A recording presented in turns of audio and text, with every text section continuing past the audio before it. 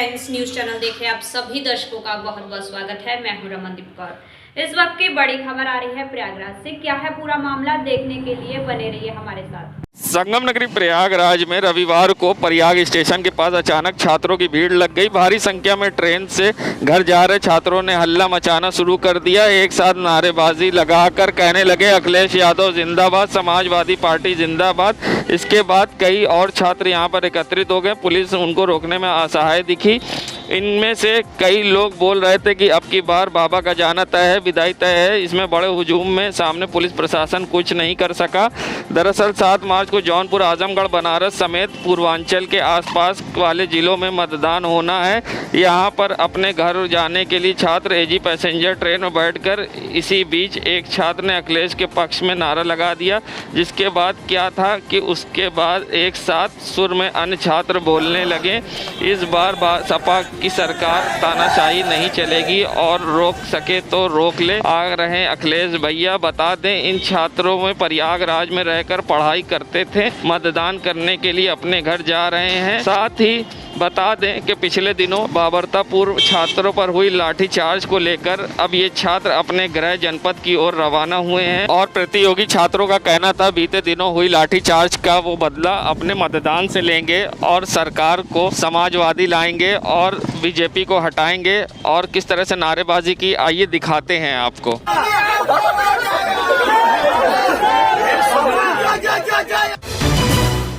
संगम नगरी प्रयागराज, जहां बड़ी खबर आ रही है प्रयागराज से, जहां 7वें चरण के मतदान से पहले एमआईएम में बड़ा विस्फोट हुआ है। जहां एमआईएम के प्रदेश लीगल सेल अध्यक्ष आरिफ इकबाल ने अब अपना इस्तीफा दिया है। अपना इस्तीफा जारी करते हुए उन्होंने गंभीर आरोप लगाए हैं। साथ ही पार्टी पर टिकट बेचने का भी आरोप लगाया है। साथ ही उनका कहना था कि वो चेहरे पार्टी ने उतारे हैं जो कभी दूर दूर तक लोग जानते नहीं थे और सिर्फ पैसे के दम पर टिकट दिया गया है। और क्या कुछ उन्होंने कहा है गंभीर आरोप लगाते हुए, हम वो भी सुनाएंगे। मगर बता हाईकोर्ट के अधिवक्ता व लीगल सेल एमआईएम के अध्यक्ष आरिफ इकबाल ने अब पार्टी से इस्तीफा दिया है और उन्होंने कई गंभीर आरोप पार्टी कार्यकर्ता व पार्टी सुप्रीमो पर भी लगाए हैं। आज एमआईएम पार्टी से इस्तीफा देने की वजह बहुत पुरानी वो थी कि पार्टी में हम लोग लगातार अपने उसको लेकर लड़ते रहे कि पार्टी में जो 6 महीने पहले लोग अभी ज्वाइन किए, हम लोगों ने उसका भी विरोध किया कि स्टिंग ऑपरेशन हुआ, उनका सोशल मीडिया पे भी चला टिकट खरीद बरोध।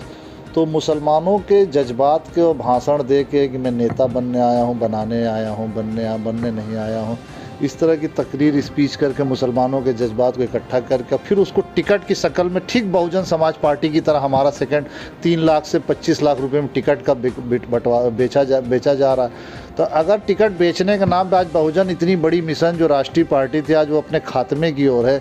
और इससे पहले जो मुस्लिम क़यादत वाली पार्टियां थी, पीस पार्टी, नेलोपा, यूडीएफ, ये सब पैसे और टिकट के चक्कर में आज इनका वजूद ख़त्म हो गया है।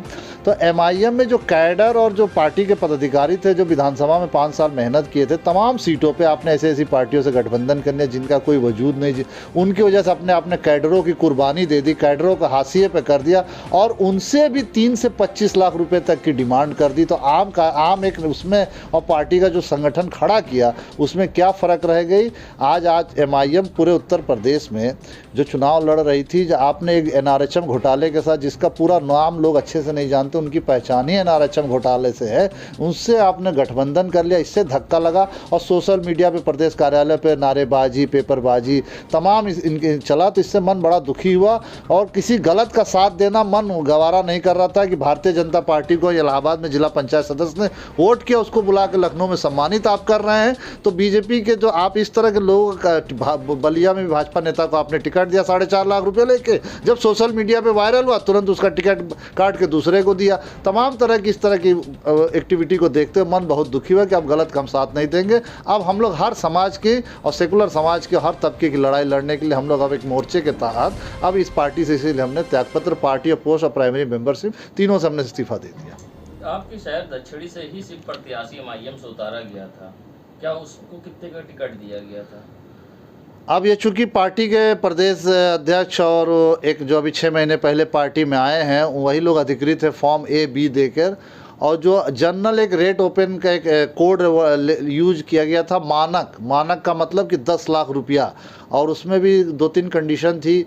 तो अब जो ये लोग मानक पूरा किए हों, 10 लाख वाला मानक चाहिए कि 25 लाख वाला चाहिए, 15 लाख वाला चाहिए, और 10-10 हज़ार फॉर्म का लेके 300 फॉर्म का 30 लाख रुपया इकट्ठा किया, उसका कहीं कोई वो नहीं है। और तमाम लोगों से जो टिकट के इस तरह ले के पैसे का लेन देन, हम मानते हैं कि पार्टी चलाने की पैसे की ज़रूरत होती है, लेकिन 5,000 करोड़ के एम्पायर के मालिक को क्या चुनाव में 50 लाख रुपया के खर्च नहीं बियर कर सकती? उससे ज़्यादा का पार्टी फंड में यहाँ आया है। और जो तमाम जो पार्टी में भदोही सदर से रविशंकर जायसवाल 10 लाख रुपया दे, 3-3 लाख, 5 लाख, 8 लाख, जैसे जो लास्ट मोमेंट पे 2 लाख रुपए तक के भी टिकट दे दिया गया। 100 सीटों पे आपने टिकट को बेचने का काम किया। टिकट नहीं, मुसलमानों के जज्बात और जो आवाज़ उठाने की कीमत प्रदेश के नेता लोग यहाँ के आवाम से, नेताओं से वसूले, ये बहुत गलत काम हुआ है। दक्षिणी से ही आपकी पार्टी ने एक प्रत्याशी को इलाहाबाद में उतारा है, ऐसा क्यों? क्या भाजपा को फायदा पहुंचाने के लिए रणनीति थी? अब इसका जवाब आप पार्टी के प्रदेश अध्यक्ष से ले सकते हैं, या पार्टी के जो रणनीतिकार लोग हैं वो इससे अच्छा जवाब दें। हमें तो पहली बात तो हम उनको आज इलाहाबाद में, मैं 25 साल से मैं इलाहाबाद यूनिवर्सिटी का पूर्व छात्र नेता रहा हूं, मैं इलाहाबाद हाईकोर्ट पे चुनाव लड़ा हूं, और मैं लोक जनशक्ति पार्टी का, यूथ का, स्टूडेंट विंग का, इसी इलाहाबाद में आप लोग मीडिया वालों ने मुझे यूनिवर्सिटी से लेकर यहाँ तक आप लोगों ने राजनीति में उठाया। मैं व्यक्तिगत बता रहा हूँ, मैं उनका नाम तक नहीं जानता था जब तक उनका टिकट अनाउंस हुआ। मैं इलाहाबाद में पहली बार उनका मैं नाम सुना, मैं खुद ताज्जुब में था कि ऐसे ऐसे लोगों को टिकट देकर ये क्या मैसेज देना चाहते हैं, क्या करना चाहते हैं। ज़मीन पर संगठन नहीं, किसी को अननोन पर्सन को सिफारिश चाटुकारिता के बेस पर टिकट लेने वाले को आप चुनाव लड़ा रहे हैं। नींद पूरी ना होने से कौन कौन सी बीमारी होती है, क्या कुछ कहना है इस पूरे मामले पर डॉक्टर राकेश पासवान का। आइए सुनाते हैं आपको नींद पूरी ना होने से किस तरह की होती हैं बीमारियां। नमस्कार, मैं डॉक्टर राकेश कुमार पासवान। आज हम लोग बात करने जा रहे हैं नींद पर। नींद या स्लीप एक ऐसा भौतिक या साइकोलॉजिकल क्रिया है जो व्यक्ति प्रतिदिन आवश्यक रूप से करता है, और ऐसा देखा जाता है कि यदि नींद पूरी नहीं होती या नींद में कोई दिक्कत होती है तो व्यक्ति की पूरी दिनचर्या और पूरा जीवन प्रभावित हो जाता है, और व्यक्ति काफ़ी कई तरह की परेशानियों से जूझने लगता है, जिसमें कई प्रकार की मनोवैज्ञानिक समस्याएं पैदा हो सकती हैं, और कई तरीके की ऐसी बीमारियां हैं जो कि फिजिकल हैं, जैसे कि दिल की बीमारियां, ब्लड प्रेशर वगैरह, और दूसरी शारीरिक बीमारियां जैसे डायबिटीज़ वगैरह, वो भी नींद की दिक्कतें होने पर दिखाई पड़ती हैं। अगर नींद की बीमारियों की बात करें तो नींद की कई प्रकार की बीमारियां होती हैं। एक तो नींद कम आना या ज़्यादा आना भी एक तरीके की व्याधि है, जैसे कि हाइपरसोमनिया या ज़्यादा सोना एक तरीके का मनोविकार है जो कि कई तरीके के एटिपिकल डिप्रेशंस में देखा जाता है।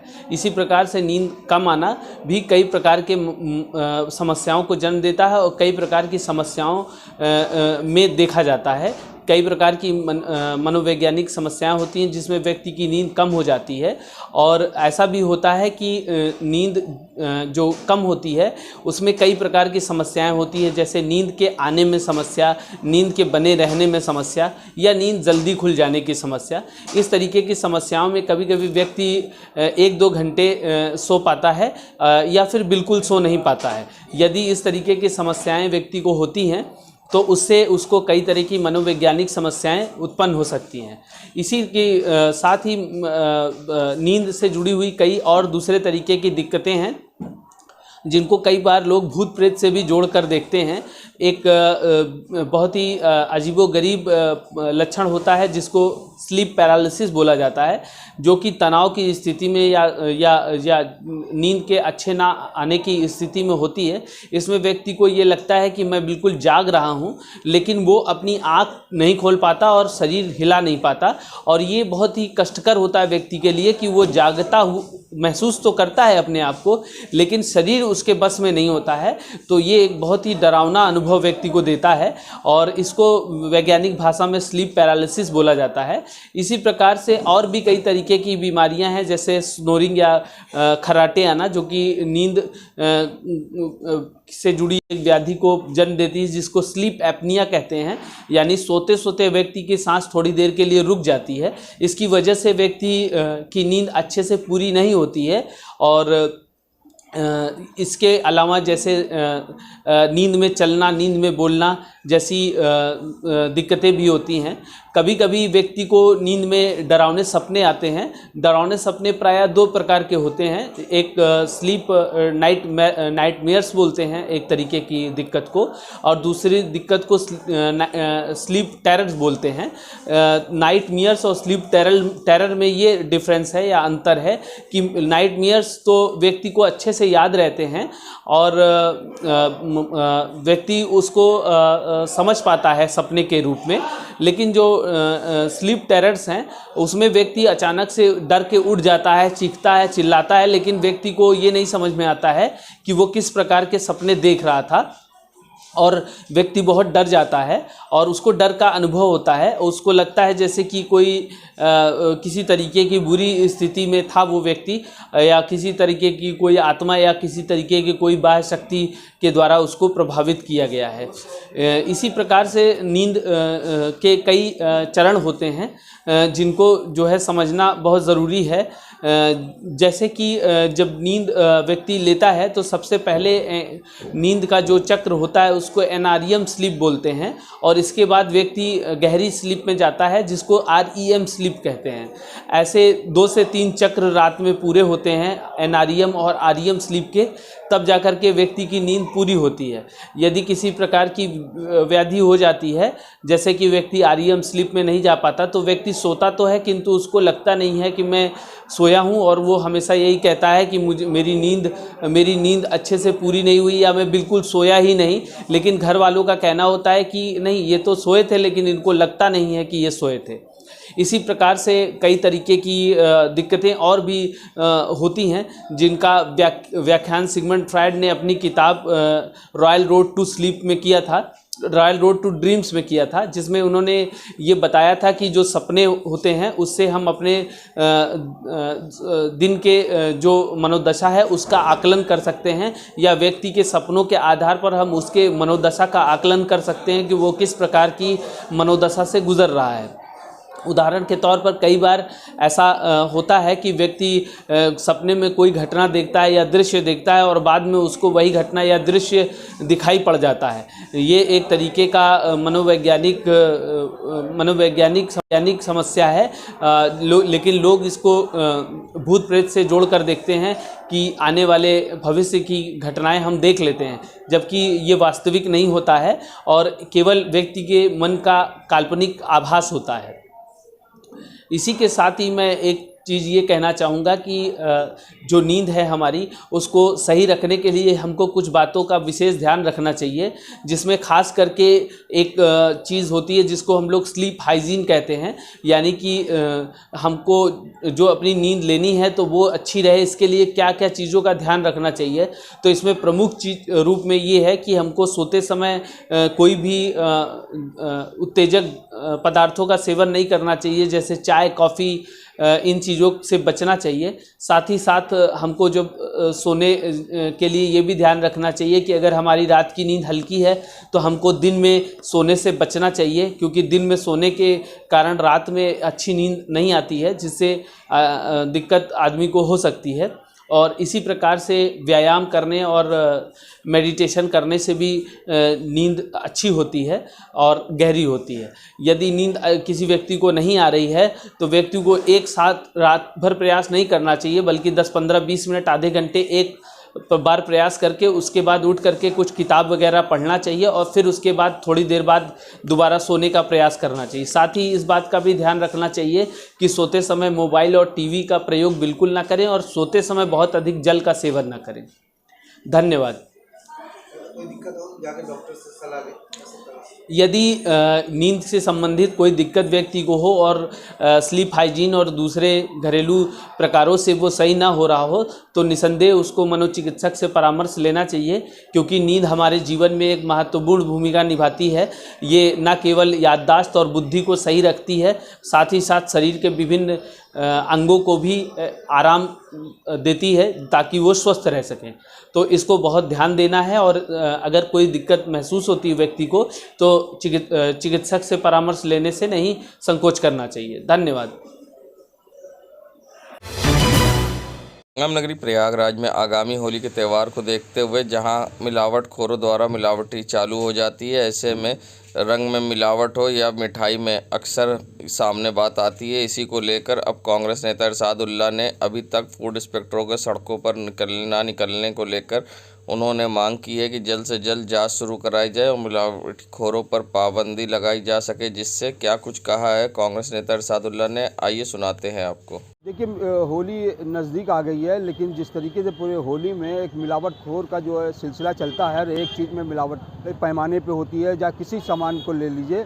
और फूड इंस्पेक्टर जो अभी तक जो है क्षेत्रों में निकला नहीं है और अभी तक कोई जांच नहीं कर रही है। हम ये मांग करते हैं कि तत्काल जो है फूड इंस्पेक्टर निकल के पूरे क्षेत्र में जहाँ भी दुकानें हैं वहाँ पे जांच करें, जो मिलावटखोर हैं उनको पर अंकुश लगाया जाए, क्योंकि मिलावटखोरी से जो है आम जनता और आम जनमानस को जो नुकसान पहुँचता है, उनके साथ उनके गलत इफेक्ट। संगम नगरी प्रयागराज में जहां समाजवादी पार्टी के जिलाध्यक्ष योगेश यादव व शहर पश्चिमी से प्रत्याशी ऋचा सिंह ने ईवीएम पर बदले जाने की आशंका जताई थी और साथ ही उन्होंने सुरक्षा की कड़ी मांग की थी। साथ ही उन्होंने इलेक्शन कमीशन को पत्र लिखकर गाइडलाइन पूरी न होने पर भी आक्रोश व्यक्त किया था। वहीं अब समाजवादी पार्टी के प्रत्याशी शहर दक्षिणी से रईस चंद्र शुक्ला ने दोनों का समर्थन करते हुए और साथ ही उन्होंने बीजेपी पर निशाना साधा है। क्या कुछ कहा है उन्होंने, आइए सुनाते हैं आपको। 2022 का चुनाव हमारा शहर दक्षिणी का 263 से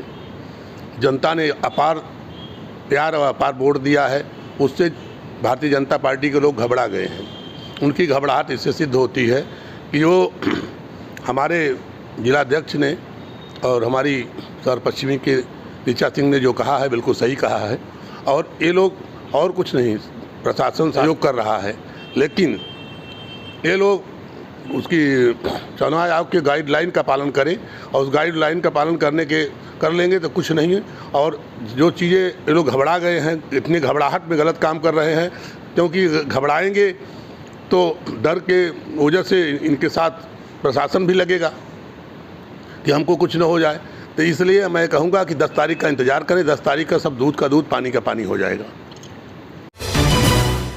रामनगरी प्रयागराज में आगामी होली के त्यौहार को देखते हुए जहां मिलावटखोरों द्वारा मिलावटी चालू हो जाती है, ऐसे में रंग में मिलावट हो या मिठाई में अक्सर सामने बात आती है। इसी को लेकर अब कांग्रेस नेता इरशादुल्लाह ने अभी तक फूड इंस्पेक्टरों के सड़कों पर निकलने को लेकर उन्होंने मांग की है कि जल्द से जल्द जांच शुरू कराई जाए और मिलावटखोरों पर पाबंदी लगाई जा सके। जिससे क्या कुछ कहा है कांग्रेस नेता इरशादुल्लाह ने, आइए सुनाते हैं आपको। देखिए, होली नज़दीक आ गई है, लेकिन जिस तरीके से पूरे होली में एक मिलावटखोर का जो है सिलसिला चलता है, हर एक चीज़ में मिलावट पैमाने पे होती है, या किसी सामान को ले लीजिए। और फूड इंस्पेक्टर जो अभी तक जो है क्षेत्रों में निकला नहीं है और अभी तक कोई जांच नहीं कर रही है। हम ये मांग करते हैं कि तत्काल जो है फूड इंस्पेक्टर निकल के पूरे क्षेत्र में जहाँ भी दुकानें हैं वहाँ पे जांच करें, जो मिलावटखोर हैं उनको पर अंकुश लगाया जाए, क्योंकि मिलावटखोरी से जो है आम जनता और आम जनमानस को जो नुकसान पहुँचता है, उनके साथ उनके गलत इफेक्ट पड़ता है उनके शरीर पर। जो भी मिलावट रंग हो या तमाम ऐसी चीज़ें, खोआ, मिठाई और तमाम ऐसी चीज़ें हैं जो मिलावटखोर अपनी चरम सीमा पर उसको मिलावट करके उसको लोग मार्केट में बेचते हैं। हम इसके पूरी तरीके से चाहते हैं कि इसकी पूरी जांच हो और फूड इंस्पेक्टर निकलकर मार्केट में आए। और अभी तक ये फूड इंस्पेक्टर निकले नहीं है और इनको निकलना चाहिए, पूरी जांच करना चाहिए। जांच करके ये जो भी चीज़ मार्केट में बिक रही है उसको सही मार्केट में मिले, ताकि लोगों की स्वास्थ्य के साथ खिलवाड़ ना हो सके। गणना को लेकर किस तरह के किए गए हैं इंतजाम, क्या कुछ कहना है एडीजी जोन प्रयागराज का, आइए सुनाते हैं आपको। मैं आपको विधानसभा सामान्य निर्वाचन 2022 की मतगणना के संबंध में जो कानून व्यवस्था के प्रबंध हैं व सुरक्षा संबंधी जो निर्देश हैं उनके बारे में अवगत कराऊंगा।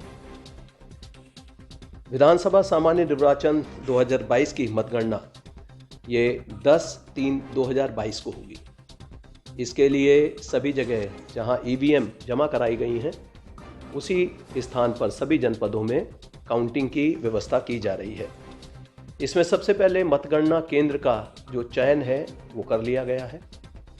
इसमें टेबल्स किस प्रकार से लगाई जाएंगी, उसके क्या अरेंजमेंट्स होंगे वो मैं बता रहा हूँ। प्रत्येक मतगणना हॉल का एक द्वार इसमें एंट्री का होना चाहिए, एक एग्जिट का। इसमें प्रवेश द्वार और निकास द्वार दोनों अलग अलग होने चाहिए। दूसरी इसकी रिक्वायरमेंट है कि यदि हॉल बड़ा है तो प्रत्येक विधानसभा का हॉल अलग होना चाहिए। या तो इसमें परमानेंट पार्टीशन है तो ठीक है, अन्यथा टेम्परेरी पार्टीशंस भी लगाए जाते हैं, जिसके लिए प्रेफरेबली हम आपको एडवाइस करेंगे कि CGI की शीट के जो पार्टीशन है वो बना दिए जाए। लेकिन अगर कहीं टेम्परेरी पार्टीशन CGI शीट का लगाया है तो उसमें हमें फिर सुरक्षा के प्रबंध भी करने होंगे, दीवार के दोनों ओर सुरक्षा के लिए कर्मी लगाने होंगे। मतगणना केंद्र की बैरिकेडिंग की जानी है और ये बैरिकेडिंग हमें 3 कॉर्डन्स में करनी है, जिसमें सबसे पहले हमारा आउटर कॉर्डन है जहां वाहन आएंगे, जहां से अलाइटिंग पॉइंट बनाया जाएगा और उसके बाद जो एंट्री होगी वहां DFMD लगाए जाएंगे। HHMD से हैंड हेल्ड मेटल डिटेक्टर से उनको चेक किया जाएगा। उसमें महिलाओं को चेक करने के लिए अलग से स्टाफ लगाया जाएगा, महिला कर्मी, और साथ ही उनके लिए इस प्रकार की व्यवस्था की जानी चाहिए जो एनक्लोजर बने जाते हैं, एनक्लोजर्स के अंदर ही उनकी फ्रिस्किंग की जाए और इसमें उनकी गरिमा का भी विशेष ध्यान रखा जाए। तो ये सबसे पहले जो आउटर कॉर्डन है वहाँ चेक होगा। ये ऐसा स्थान होगा कि जहाँ से आगे हम किसी भी प्रकार के वाहन को परमिट नहीं करेंगे। वहाँ पार्किंग बनाई जाएगी और उसके बाद पैदल ही उसमें अंदर आना होगा। उसके बाद एक इनर कॉर्डन बनाया जाता है जहाँ पुनः वहाँ पर चेकिंग होगी और आई कार्ड, पहचान पत्र, अपॉइंटमेंट लेटर, ये सभी देखे जाएंगे। उसमें कौन कौन आ सकते हैं, जो अधिकृत व्यक्तियों की सूची है उसके बारे में भी आपको देख लेना है कि जो ECI के ऑफिशियल्स हैं, ऑब्जर्वर्स हैं, रिटर्निंग ऑफिसर्स हैं, ARO हैं, काउंटिंग के लिए जो इतने भी पर्सनल लगाए हैं या माइक्रो ऑब्जर्वर्स लगाए हैं वो सब अंदर आ सकते हैं, लेकिन उनके पास पहचान पत्र होना चाहिए, ड्यूटी कार्ड होना चाहिए। इसी प्रकार से हमारे पुलिस के पर्सनल हैं जिनको ड्यूटी कार्ड मिलेगा वो अंदर आ सकते हैं। यहाँ एक बात बता दूं कि किसी भी व्यक्ति को कोई लैपटॉप, मोबाइल, वीडियो कैमरा आदि ये अंदर अधिकृत नहीं रहेगा। अगर कोई लेकर आता है तो उसको वहाँ अपने कम्युनिकेशन सेंटर, जो मीडिया सेंटर बनेगा, वहाँ जमा कराना होगा। किसी भी मतदान जो मतगणना का जो हॉल है उसके अंदर कहीं भी किसी भी तरह की फोटोग्राफी इसमें किसी भी अन्य व्यक्ति द्वारा अलाउ नहीं की जाएगी। हाँ, इसमें एक वीडियोग्राफी का जो प्रोविज़न है वो इलेक्शन कमीशन ऑफ इंडिया की गाइडलाइन है कि जो मतगणना का प्रत्येक स्टेज है उसकी वीडियोग्राफी होनी है। जैसे स्ट्रांग रूम को खोला जाएगा उस समय वीडियोग्राफी होगी और लगातार चलेगी। जो रास्ता स्ट्रांग रूम से मतगणना केंद्र तक जो आएगा उसके भी स्थान की बैरिकेडिंग की जाएगी, जिससे कि कोई क्रिस क्रॉस मूवमेंट ना हो। एक असेंबली का जो EVMs आ रही हैं वो दूसरी असेंबली से उसमें क्रिस क्रॉस मूवमेंट नहीं होना चाहिए। कोई भी व्यक्ति अंदर ऐसे रास्ते में जो बैरिकेडिंग की जाएगी उसके अंदर नहीं घुस सकता है। तो ये व्यवस्था बैरिकेडिंग की भी की जाएगी और साथ ही प्रत्येक स्टेज की, जैसे मैंने स्ट्रांग रूम का बताया, स्ट्रांग रूम का, उसके बाद जो ट्रांसपोर्टेशन होगा EVM का काउंटिंग सेंटर तक, टेबल तक, उसको भी वीडियो रिकॉर्ड किया जाएगा। तो ये जो कैमरा है ये अलाउ रहेगा, बाकी इसके अतिरिक्त कोई कैमरा अलाउ नहीं किया जाएगा। इसके बाद यहाँ जो नियंत्रण कक्ष है उसमें मतगणना केंद्र पर CCTV, वायरलेस सेट, टेलीफोन और संचार सुविधाओं से युक्त एक नियंत्रण कक्ष भी बनाया जाएगा। उसमें जो भी मतगणना के लिए हमारे कर्मचारी लगेंगे उनकी 3 शिफ्ट में ड्यूटी बनाई जा रही है। संगम नगरी प्रयागराज में जहां बाहुबली विधायक मुख्तार अंसारी के बेटे द्वारा अधिकारियों से हिसाब किए जाने और अखिलेश यादव को जानकारी दिए जाने का वीडियो वायरल होने के बाद शहर दक्षिणी के विधायक व उत्तर प्रदेश के कैबिनेट मंत्री नंद गोपाल नंदी ने ट्वीट कर हमला बोला है और कहा है कि माफिया डॉन मुख्तार अंसारी के बेटे ने अधिकारियों से हिसाब लेने की खुलेआम धमकी सुनी तो सुन ले, तेरे भी अंजाम तेरे बाप जैसे ही होंगे, सारे मंसूबे धरे के धरे रह जाएंगे। माफियाधीश अखिलेश जी अपने गुंडों को संभाले, माफियाओं को, गुंडों को मोदी योगी का बुलडोजर चलता ही रहेगा। अखिलेश जी साफ करिए कि मऊ के साथ क्या न्याय हुआ, साफ साफ क्यों नहीं बोलते कि मुख्तार अंसारी के बेटे को आपकी सरपरस्ती प्राप्त है।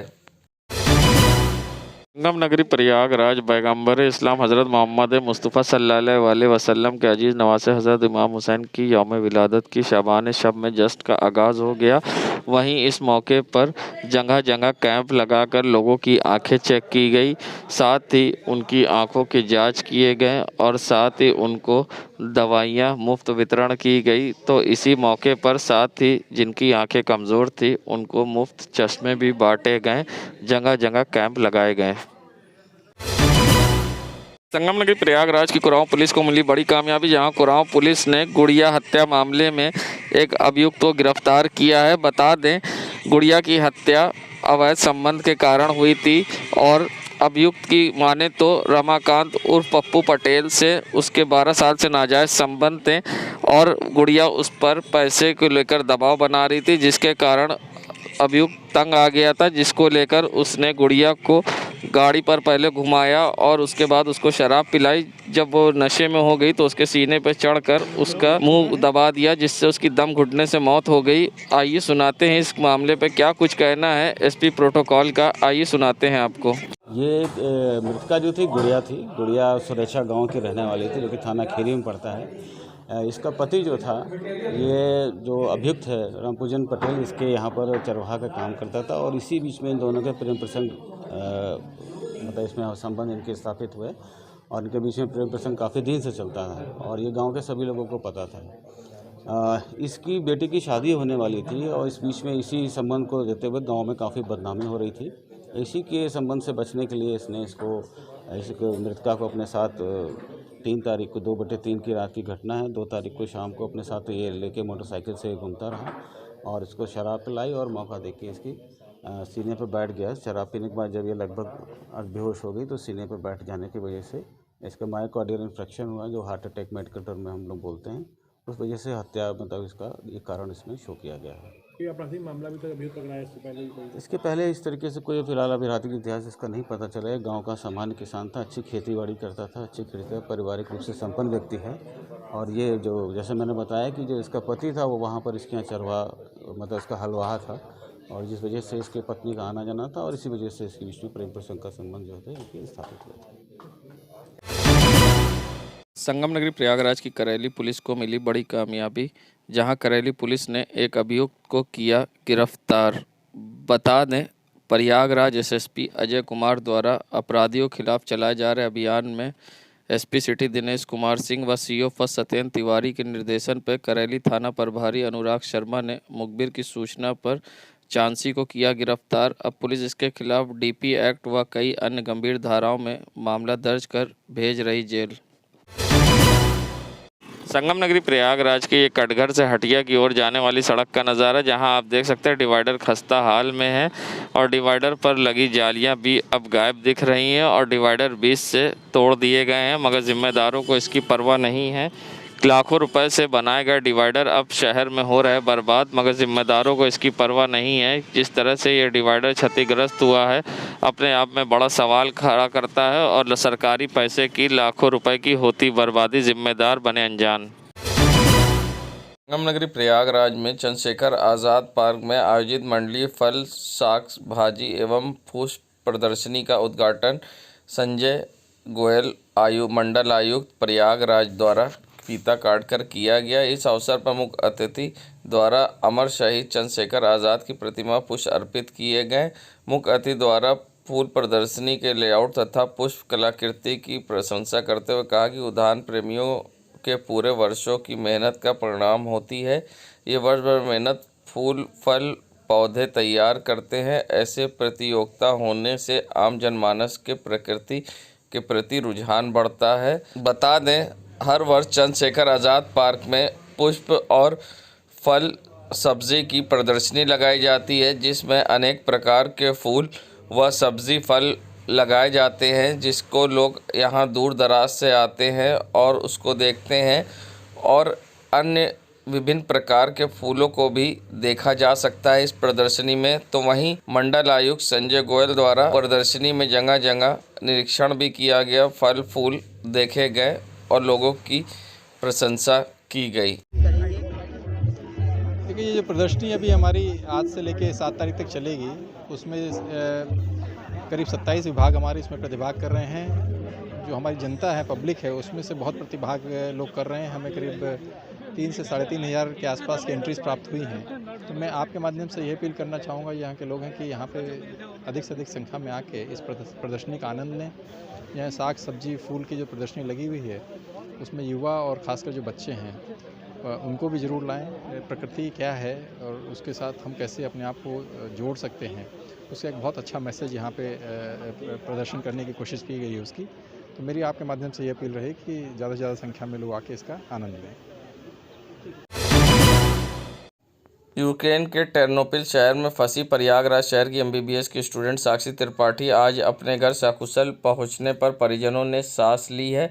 साक्षी त्रिपाठी टेर्नोपिल मेडिकल यूनिवर्सिटी के एमबीबीएस के 3rd ईयर की स्टूडेंट है। साक्षी रूस और यूक्रेन के बीच जारी जंग में यूक्रेन शहर के टेर्नोपिल में फंस गई, जहां से मुश्किल हालात में सामना करना पड़ा। वे आज अपने गृह नगर प्रयागराज पहुंची, जिसके बाद परिजनों ने राहत की सांस ली है। जहां अपनी आप बीती सुनाते हुए साक्षी त्रिपाठी ने क्या कुछ कहा है, आइए सुनाते हैं आपको। मैं वहाँ पे मेडिकल की पढ़ाई कर रही थी और मैं टर्नोपिल शहर में थी। टर्नोपिल नेशनल मेडिकल यूनिवर्सिटी में मैं पढ़ रही थी।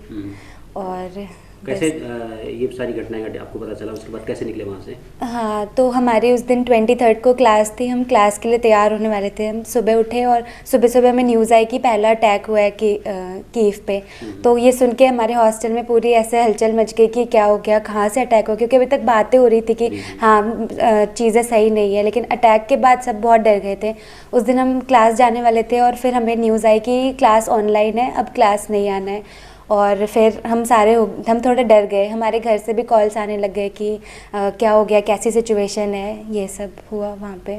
उसके रोमानिया बॉर्डर के बाद रोमानिया के लोगों का क्या बिहेवियर था आप लोगों को लेकर? हाँ, तो बॉर्डर जब हम बॉर्डर के इस साइड थे तब तो सिचुएशन बहुत ही ख़राब थी। हमें पूरा 1 दिन लग गया और हम माइनस टेम्परेचर पे ऐसे खुले आसमान के नीचे बिना कुछ फैसिलिटीज़ के जितना खाना हमारे पास था उनके थ्रू ही गुजारा करते हुए वहाँ पे खड़े थे।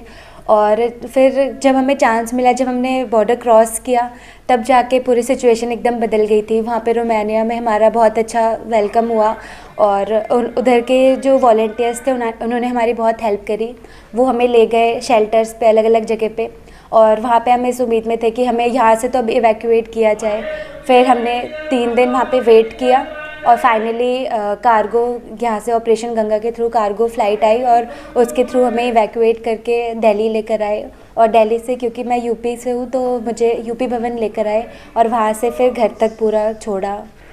अब जी वापसी के लिए क्या? अगर वापसी के लिए वहाँ पे अगर सिचुएशन ठीक होती है तो मैं जाना चाहूँगी वापसी के लिए और आगे की पढ़ाई कंटिन्यू करना चाहूँगी। नगरी प्रयागराज में जहां आप देख सकते हैं, ये नज़ारा है रीडर रोड दवा मार्केट का, जहां सड़कों पर नो पार्किंग में गाड़ी की समस्या होती है। मार्केट तो बनी मगर पार्किंग नहीं बनाई गई, जिसके कारण सड़क पर ही गाड़ियां खड़ी होती हैं, जिससे लोगों को परेशानी का सामना करना पड़ता है।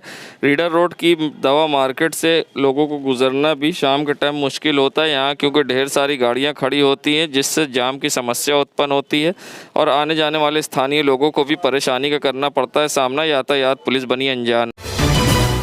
संगम नगरी प्रयागराज के ऐतिहासिक गुड़िया तालाब के पार का नज़ारा है, जहां कभी यहां पर तालाब में पानी होता था, मगर अब ये क्रिकेट की पिच बन गई है और लोग यहां तक ज़्यादातर अतिक्रमण है। और जो सुंदरीकरण हुआ था मेयर चौधरी जितेंद्र नाथ के कार्यकाल में, अब वो यहां पर जर्जर हालात में तालाब है। इस पर क्या कुछ कहना है बाबा अभय अवस्थी का, ये सुनाते हैं। इलाहाबाद शहर के बीच में ये सबसे प्राचीन और सबसे बड़ा तालाब हम गुड़िया तालाब कहते हैं, अंग्रेजी में डॉल पॉन्ड कहते हैं, जहाँ हर साल सावन के महीने में नागपंचमी के दिन गुड़िया का मेला लगता है। हजारों लाखों लोग वहाँ आकर जो है अपनी गुड़िया का जो है गुड़िया पीटने का रिवाज है। क्या खूबसूरत नज़ारा होता है। बारिश के दिनों में चारों तरफ का पानी आके भर जाता था। बीच में ये तालाब जो है बर्बाद हो गया। चौधरी जितेंद्र नाथ सिंह तब मेयर थे। हम लोगों ने ये जो है शहर के प्रतिनिधियों ने दबाव डाला और उसका सौंदर्यीकरण कराया। वहाँ एक ट्यूबवेल भी लगाया गया। कि अगर बारिश के पानी से ना भरे तो ट्यूबवेल के पानी से भर जाए। छोटे छोटे बच्चे इलाके के जो है वो जल किलकारियाँ वहाँ पर जल क्रीड़ा करते थे, और हम चाहेंगे, मांग करेंगे कि इलाहाबाद शहर एडीए, नगर निगम, जो भी उसका जिम्मेदार हो, कि उस तालाब का सौंदर्यीकरण करें, वहाँ से घास और कुकुर मुक्ता हटावें। वहाँ पर बारिश का दिन है ही है, पानी को जो है आने के मार्ग जो बंद हो गए, चौक हो गए, उनको खोलें, ट्यूबवेल को चालू करके उसमें पानी भरें, ताकि वहाँ फिर से उसका जो है एक जवानी उसकी फिर से देखें। संगम नगरी प्रयागराज ये नज़ारा है नवीन शिशु वाटिका स्कूल का, जहां नर्सरी और प्रेप के बच्चे पढ़ते हैं। मगर आप देख सकते हैं चंद कदम की दूरी पर यहां कल्याणी देवी उपकेंद्र है, उसके बावजूद बिजली उपकेंद्र के बगल में ही ये स्कूल है कुछ दूर पर। और आप देख सकते हैं किस तरह से स्कूल के गेट पर ये बिजली का तार लटक रहा है और किसी बड़ी दुर्घटना को दावत दे रहा है। यहाँ से छोटे छोटे बच्चे आते जाते हैं स्कूल में पढ़ने वाले, मगर आप देख सकते हैं बिजली विभाग की लापरवाही से हो सकती है बड़ी दुर्घटना। संगम नगरी प्रयागराज ये नज़ारा है प्रयागराज के निरंजन सिनेमा के पास का, जहां आप देख सकते हैं भगवान राधे कृष्ण की कलाकृतियां लगाई गई थी कुंभ के दौरान, मगर अब हाल बेहाल है। यहां अब गर्दा धूल फाक रही है कलाकृति, और यहां पर जो भी सजावट की गई थी और सौंदर्यीकरण किया गया था, नशेड़ी उसे उखाड़ ले गए हैं। और यहीं पर चंद कदम की दूरी पर लोग गंदगी फैला रहे हैं, यहाँ तक कि लोग पेशाब भी करते दिखाई देते हैं, मगर जिम्मेदारों को परवाह नहीं है। जहाँ लोग काशी कॉरिडोर और मथुरा कॉरिडोर की बात करते हैं, मगर भगवान की यहाँ मूर्ति का अपमान हो रहा है और कलाकृतियाँ अब यहाँ धूल फाक रही है और जिम्मेदारों को इसकी परवाह नहीं है। आप देख सकते हैं निरंजन के पुल के पास किस तरह से बदहाली में है यहाँ पर भगवान राधे कृष्ण की कलाकृतियाँ, मगर जिम्मेदारों को इसकी परवाह नहीं है। जहाँ भगवान की बात करने वाली बीजेपी सरकार को भी अब इसकी परवाह नहीं है, जबकि प्रयागराज में महापौर भी बीजेपी की हैं और मंत्री भी बीजेपी के ही हैं और विधायक भी बीजेपी के हैं, उसके बावजूद नहीं दिया जा रहा ध्यान। नगरी प्रयागराज जहां एक तरफ लगातार बढ़ती महंगाई से लोग परेशान हैं, तो चुनाव के बाद सीधा गैस का दाम तो बढ़ा ही कमर्शियल, साथ ही अब उसके बाद रिफाइंड सरसों का तेल और घी के भी दाम बढ़ गए हैं, जिससे अब घरेलू लोग के साथ साथ होटल व्यवसायियों को भी परेशानी का सामना करना पड़ रहा है, क्योंकि उनकी सामग्री की ये मुख्य चीज़ है। ऐसे में क्या कुछ कहना है दुकानदारों का कि किस तरह से बिक्री पर उनकी असर पड़ा है, तो किस तरह से होटल संचालकों की परेशानी बढ़ी, क्या कुछ उनका कहना है, आइए सुनाते हैं आपको। एक हफ्ते के अंदर में करीब 20 रुपये लीटर रिफाइंड में तेजी आई हुई है, और डालडा घी भी यही हाल, 200 रुपये पेटी डालडा घी बढ़ा हुआ है, और बाकी सभी धीरे धीरे सभी बढ़ रहे हैं, थोड़ा थोड़ा रेट सभी का रेट बढ़ा हुआ है। इधर पर्चा बता दें। दिल्ली जनरल स्टोर, मंफोरगंज, पारा चौराहा। महंगाई काफी तेजी से बढ़ रही है 5वें चरण के चुनाव के बाद प्रयागराज में, इस पे आपका क्या कहना है? अब क्या बताएं भैया, इतना बेहाल है। अब समझिए घी जो रिफाइंड हम लोग यूज़ करते हैं वो पहले हम लोग 1200-1300 रुपये का आता था, आज ये स्थिति है कि 2200 रुपये एक हफ्ते पहले थी, अभी अचानक से 2400-2500 फिर हो गई है। अब पता नहीं गवर्नमेंट क्या चाह रही है, क्या हाल हो, पता नहीं कि इतना हर एक चीज़ में महंगाई, चीनी, मैदा, हर एक चीज़ बढ़ता चला जा रहा है। अब आदमी आम व्यापारी पता नहीं कैसे काम करे, क्या बचाए, क्या खर्च करे, क्या स्टाफ करे। पर्चा बता दो। मैं यहाँ क्या बोलते हैं नेत्राम चौराहे पे चंदा कैफे से। संगम नगरी प्रयागराज के मुट्ठीगंज गल्ला मंडी का नज़ारा है, जहां आप देख सकते हैं सड़कों पर किस तरह से गाड़ियों का अतिक्रमण है और नो पार्किंग में खड़ी गाड़ियों से यहां लंबा जाम लगता है और लोग परेशान होते हैं। आप देख सकते हैं एक तो गल्ला मंडी में अतिक्रमण, ऊपर से खड़ी नो पार्किंग में गाड़ियां, जिससे रोज़ यहां से गुजरने वालों को परेशानी का सामना करना पड़ता है। ना ही कोई यहां पे व्यवस्था है पार्किंग की, जिसके कारण लोग सड़क पर गाड़ी खड़ी करते हैं और रोज़ जाम का झाम लग होता है और लोग आने जाने वाले होते परेशान, जिम्मेदार अनजान। देश दुनिया की खबरों के लिए world media times news channel को सब्सक्राइब करें।